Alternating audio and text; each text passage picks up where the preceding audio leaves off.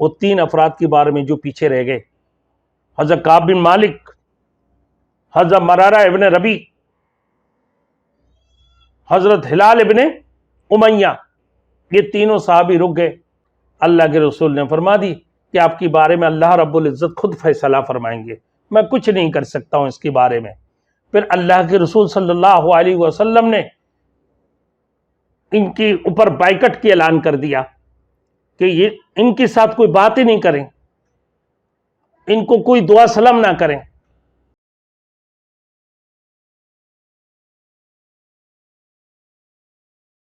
آگے اللہ رب العزت نے فرمایا وَعَلَى الثَّلَاثَةِ الَّذِينَ خُلِّفُوا حَتَّىٰ إِذَا ضَاقَتْ عَلَيْهِمُ الْأَرْضُ بِمَا رَحُبَتْ وَضَاقَتْ عَلَيْهِمْ أَنفُسُهُمْ وَظَنُّوا أَن لَّا مَلْجَأَ مِنَ اللَّهِ إِلَّا إِلَيْهِ۔ وہ 3 افراد کے بارے میں جو پیچھے رہ گئے، حضرت کعب بن مالک، حضرت مرارہ ابن ربی، حضرت ہلال ابن امیہ، یہ تینوں صحابی رک گئے۔ جب اللہ کے رسول صلی اللہ علیہ وسلم نے پوچھا اور یہ سوچ لی کہ اللہ کے رسول کی واپسی ہو رہا ہے، اور یہ بڑی مشکل حالت تھی، بڑی کٹھن غزوہ تھی، لیکن اس کی باوجود بھی حضرت کعب بن مالک اس میں شرکت نہیں کیے، اور جبکہ 2 صحابی وہ ضعیف العمر تھے، مرارہ بن ربی اور ہلال ابن امیہ، ضعیف العمر صحابی تھے۔ تو کعب بن مالک کہا کہ اللہ کے رسول نے پوچھا آپ کیوں نہیں شرکت کی ہے؟ تو کہا کہ میں بالکل سچے بتا دوں گا اللہ کے رسول کے سامنے، کوئی ہیلا بہانہ نہیں کروں گا، اور سچائیت یقیناً ہمیں کامیابی عطا فرمائیں گے۔ ان کو یقین تھا کہ سچائیت ہمیں کامیابی عطا فرمائیں گے۔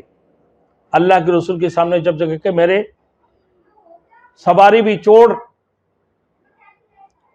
اچھے 2 سواری تھے، جوڑے تھے میرے، اور میں یہ سوچا کہ میں آج جاؤں کل جاؤں، تو کہنے لگا کہ انشاءاللہ وہ جہاں تک بھی پہنچے ہیں میرے سواری بہت اچھے مضبوط ہے، میں تیز رفتار آگے نکل جاؤں گا، ان کو جا کے پکڑ لیں گے، ان کے ساتھ میں شرکت کر لوں گا۔ لیکن آج کل کرتے کرتے میں جا نہیں پایا۔ تو اللہ کے رسول کے سامنے اپنے سچائیت کو لا کر پیش کر دی کہ میرے اندر سستی آ گئی، میں رک گیا، آج کل کرتے کرتے میرے وقت نکل گئی۔ اللہ کے رسول نے فرما دی کہ آپ کے بارے میں اللہ رب العزت خود فیصلہ فرمائیں گے، میں کچھ نہیں کر سکتا ہوں اس کے بارے میں۔ پھر اللہ کے رسول صلی اللہ علیہ وسلم نے ان کے اوپر بائیکٹ کی اعلان کر دیا کہ یہ ان کے ساتھ کوئی بات ہی نہیں کریں، ان کو کوئی دعا سلام نہ کریں، ان کے ساتھ کسی قسم کی ہمدردی نہ رکھیں۔ بالآخر 40 دن گزارنے کے بعد اللہ کے رسول نے پھر ان کو یہ بھی حکم دے دی کہ ان کی بیویوں کو بھی کہہ دو کہ انصاف عادی اختیار کر لیں۔ یہ بڑی مشکل گھڑی تھا۔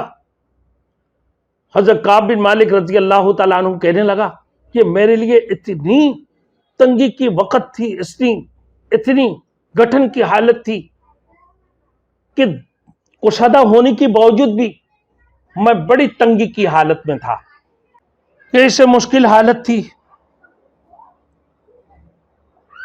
خود یہ احساس کرنے لگے ہیں کہ کشادگی کے باوجود جب ان پر یہ زمین تنگ ہو گئی، کعب رضی اللہ تعالیٰ عنہ فرماتے ہیں کہ میری حالت واقعی اس آیات کی مصداق تھی کہ میرے دل میں سخت گٹھن تھی، مجھے زمین تنگ نظر آ رہی تھی، اور میں سخت پریشانی کی عالم میں تھا۔ خود ان کی جانیں بھی ان سے تنگ ہو گئی، انہوں نے خود اپنی ذات پر بھی تنگی محسوس ہونے لگی، اپنے ذات پر بھی تنگی محسوس ہونے لگی۔